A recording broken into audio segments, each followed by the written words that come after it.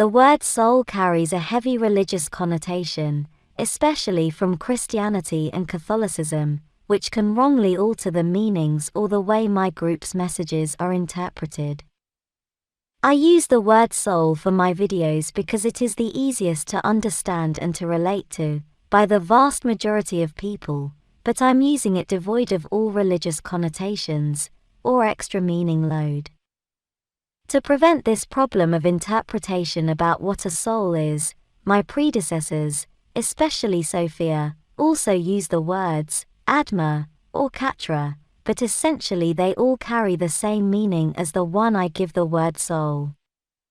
I have been using that word for some time in my past videos and I will continue to use it in my future ones, so I see the need to define what it is clearly, and this definition will also extend to the words Atma and Katra, unless stated, or defined otherwise in the future.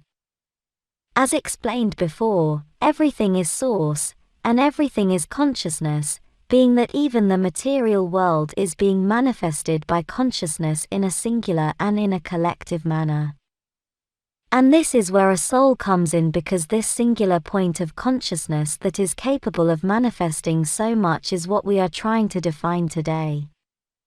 Although defining what the original source is deserves its own video, the way I define it with few words is the great oneness that includes everything that ever existed, exists, and will exist, including alternate timelines and parallel universes, in a context outside all time and space.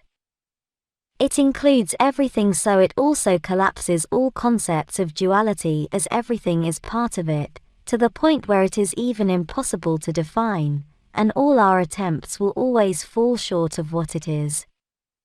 It is also said to be pure consciousness, aware of its own existence.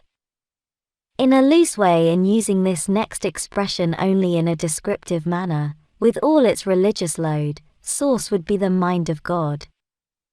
To define something, you need to contrast it with whatever it is not, which is why it is impossible in the case of source, arguably so. A soul is an attempt of source to define itself. As many others have attempted to describe what a soul is, it is a holographic fragment of source. Holographic as in a smaller piece of something that continues to conserve all the characteristics and all that defines the original. For this concept, I will use the next example. Imagine we have a porcelain vase, it is the whole and it is perfect. Then we drop the vase and it shatters into hundreds of pieces, big ones and small ones. Each one of those pieces would be only that, pieces or fragments of the original vase, but each one will hold a different shape that does not correspond to the original vase. They are all different, although, in the case of the larger fragments, we may still be able to determine where they were placed when the vase was complete. Now imagine a vase that will break in a holographic manner. Again we have the complete vase, it is one, and it is perfect. Then again, we drop the vase and it shatters into hundreds of pieces, big ones and small ones.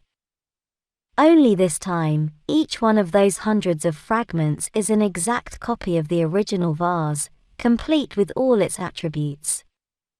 So we now have hundreds of little perfect vases, big and small.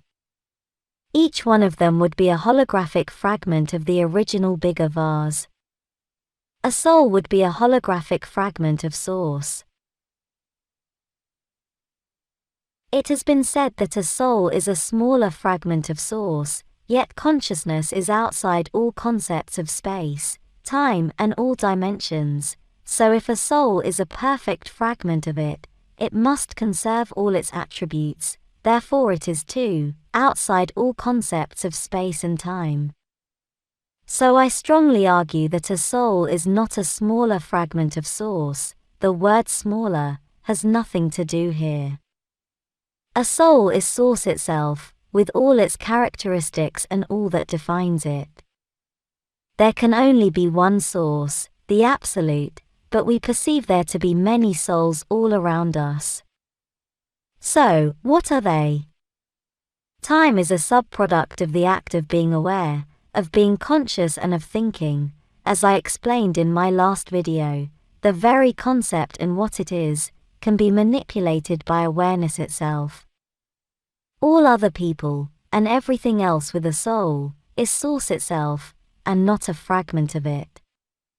Each one of us who thinks and is aware is source itself, so everyone else that is not the conscious subject who is observing, is also source itself.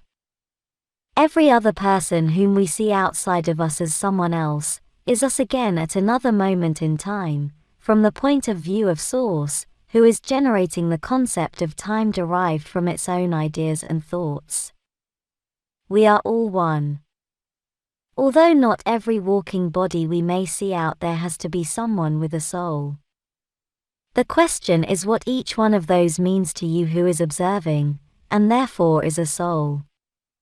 I define a soul as the group of ideas and attachments in the mind of source. We are all fragments of source's imagination, characters in a play, each one of us being the ultimate creator of not only our personal reality, but also of reality itself. We are limited as to what defines each one of us, our attributes and qualities, but they are only ideas and concepts we hold and we cherish because they form and shape the person, the individual we relate to as ourselves. The only thing that defines who we are and what we are capable of, therefore defining what limits us, is a group of ideas we are so attached to that we think they are inescapable realities. That's why the liberation of the mind from the limiting concept of the ego self is what breeds enlightenment. Each one of us who is conscious and aware is source itself, not a part of it, and certainly not something other than source.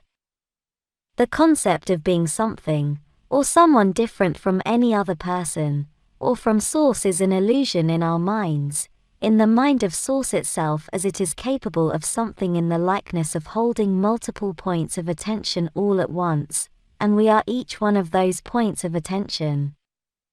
I say in the likeness because I'm quite sure that from the point of view of source itself, all those points of attention are also a single one, from the most expanded point of view. We are source, and whom we think we are in these limited bodies and with the limited group of concepts that define us as individuals, that form our concept of the ego self, is nothing but a construct in our own mind. Each one of us is the result of source manifesting different choices, and different points of attention, inside the play we call existence, we call life. As we are source itself, and as I explained above, source cannot be defined, so happens to a soul, in the end, these are all futile attempts to define what is unexplainable. No concept and no words can define something so complex and so magnificent. You don't need to define what your soul is, you just experience who you are, and you just know that you are one, in wordless divine awareness. Thank you for watching my video.